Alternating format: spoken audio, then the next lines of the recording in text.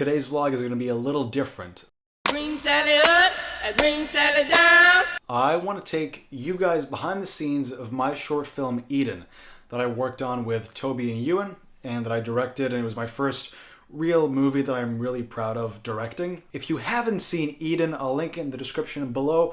I strongly recommend that you watch it before you watch this vlog, because I'm going to be going through the whole movie, so there will be spoilers. If you haven't seen Eden, pause this video, go watch it, come back here, watch the behind the scenes. Go.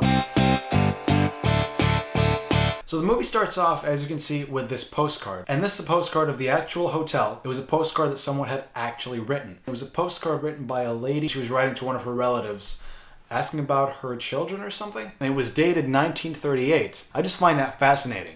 We wanted an old car, whether it was a Mercedes or not. But we couldn't just get, any nice old car, because it had to drive in the snow, and a lot of them don't have snow tires. We saw an old, I think it was an old Fiat 500, just parked, and we left a note on the guy's windshield, like, hello, we're working on a movie, can we borrow your car, contact us?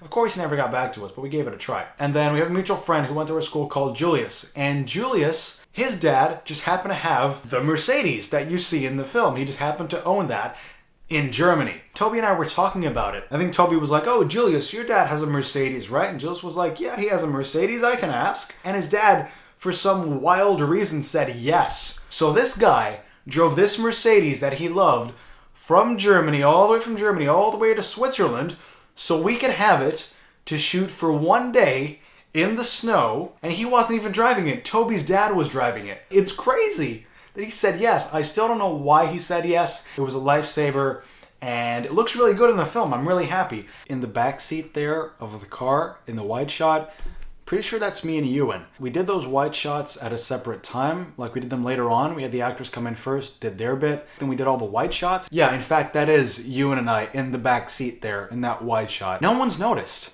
And actually, the camera strap you see there was made by Charlie and Dawn from Equus Leather. That's how the whole working with them actually happened. I bought a belt from them, I loved it, and then we knew we needed a camera strap, and Charlie said, yeah, we'll help you guys out, and he did, and they made this lovely strap, and then they saw Eden, they really liked it, and we were gonna email them and say, hey, we would love to work with you guys on like a promotional thing. And before we did that, Charlie emailed us and said, hey guys, we loved your work on Eden.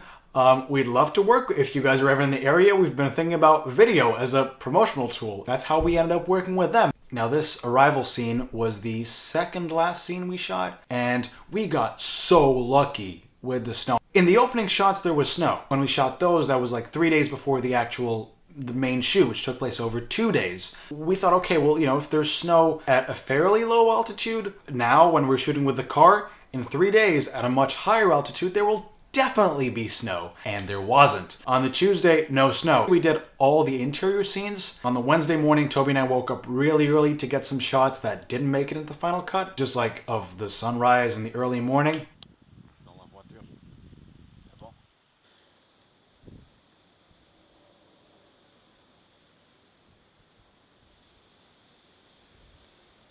And there was still no snow, and we were panicking. We're like, what are we gonna do? We were racking our brains trying to find a solution. We were ready to write in a whole other scene as to why it didn't snow. Like maybe the car didn't drop them off right next to the hotel, because there's a small village next to that hotel. So we thought, okay, well maybe we have a scene where they're walking through that village and they're commenting like, oh look, it stopped snowing, something like that. And we're graded out of 7, the final grade. And Toby, I remember he said, there's no snow, we would get to 2. So we're trying to figure all this out, and then at some point in the afternoon it just starts snowing, and we're like, yes. So before that we do all the other interiors so we can take full advantage of this new come snow. This is something that Ewan pointed out to me, and I didn't notice it until he pointed it out, and ever since he did, I cannot watch this movie the same way, and once I do, you won't either.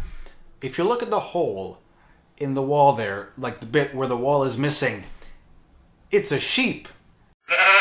There's a sheep on the wall. And now, whenever you watch this movie, if you watch it again, when you show it to your friends or whatever, you'll see the sheep. There's no way around it. You will always see that sheep there. From the very first time that Toby, Ewan, and I set foot in this room, we fell in love with the room, with the ambiance, and just that little bit of wallpaper there. It's a beautiful little detail that just adds so much to the whole atmosphere. And one thing you don't see, this room was very, very, very, very long. And there was a huge chunk of the ceiling missing. And what Toby, Ewan, and I did is we wanted to somehow isolate it so that the heat wouldn't escape too much. And so we just found these huge planks of wood. And we brought them up the stairs, like 2 floors up, and we laid them across the bit of ceiling that was missing, like on the other 2 sides. And then we found these whole bunch of carpets. And we just threw those carpets all over that, and it kind of worked. I mean, not really. We actually rented this old rotary phone. And if you look closely, the stopper, the thing that normally stops your finger, you know, when you're dialing, that broke. I broke it accidentally. I was just doing it, and then it just snapped off, and no one ever noticed. We borrowed the record player from a friend, but the record he had, well, it was either Lana Del Rey or Daft Punk, so we picked Daft Punk. So when we were shooting, Daft Punk is playing. I'll try and get the original shot of that and play it now. See, it's Daft Punk.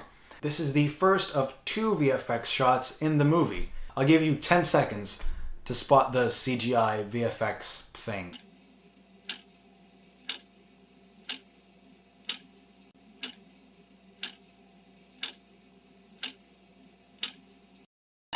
Here's before, and here's after.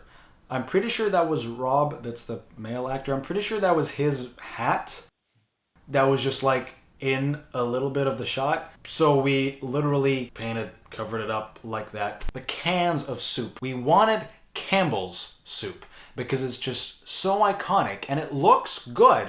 It's well designed, but you can't find Campbell's soup in Switzerland. So one of Toby's dad's colleagues works in Scotland, and he was coming over anyway, and he just brought us back 3 cans of Campbell's soup from Scotland so we could use it in the movie. We went to that extent, getting soup from Scotland for the movie to work, every little detail. And here we see the second example of CGI. 10 seconds to spot it.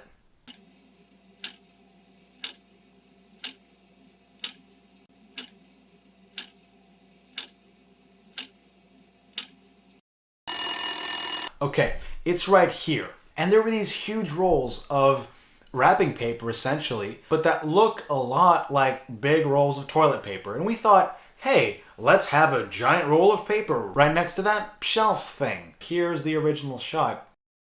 So again, that was removed in post. This is the last scene we shot. And as you can see, there's not a whole lot of snow, because it hadn't been snowing for very long. We had to shoot because the sun was going down. We planned this much, we planned up to here, but then when the snowball fight begins, we hadn't planned that. We knew there was going to be a snowball fight, but that's all we knew. And that was a bad idea.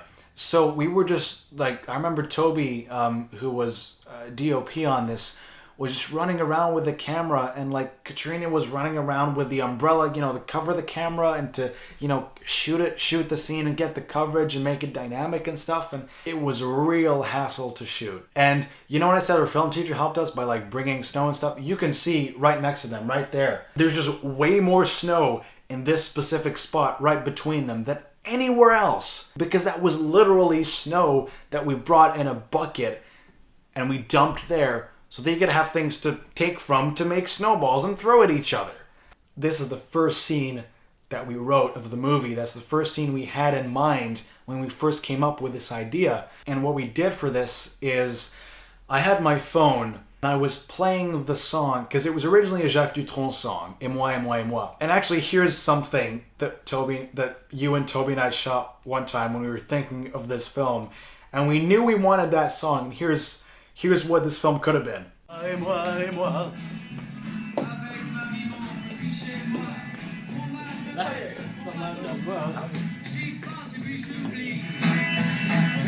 C'est la vie. 80 millions d'Indonésiens. Et moi. Avec ma voiture et mon chien. Son canigou quand il aboie. J'y pense puis j'oublie. When he dropped the needle on the record, I hit play on the song and I shine the light on the disco ball, because actually if you look in the reflection, you can see us. You can see us in the reflection. You can see me holding up that disco ball. And I just love this final scene. It really embodies the whole spirit of the movie, the whole ambiance, the whole atmosphere we wanted to create, and one of happiness and fun and lightheartedness. And that's really what the movie's all about. You know, it's about even when you're in an unexpected, shitty situation, like when you've booked this wonderful hotel, this wonderful romantic getaway with your girlfriend, and the hotel is like dilapidated and closed, and you still have fun and you still find a way to enjoy it. That's what it's about. And I think that's just a really good attitude to life in general. You know, nothing's gonna go your way in life. That's not gonna happen. You just gotta learn to roll with the punches and make the best out of those shitty situations. Because how you deal with those shitty situations is gonna define you a hell of a lot more as a person than how you deal with the good situations. How you deal with the loss of a loved one or a breakup or a divorce is gonna teach you a lot more about yourself than how you deal with, you know, winning the lottery, for example, or getting that dream job. Those tough times are really what define you as a person, ultimately, much more than the happy times. And that was the behind the scenes of Eden. It was such a wonderful adventure. Again, thank you so much to everyone who was a part of this movie, who helped make this movie happen. That's it. Give this video a like if you enjoyed it. Comment if you got something to say. Subscribe if you want to see daily vlogs, and I'll see you guys tomorrow. Till the end of time. Talking to the phone. Till the end of time.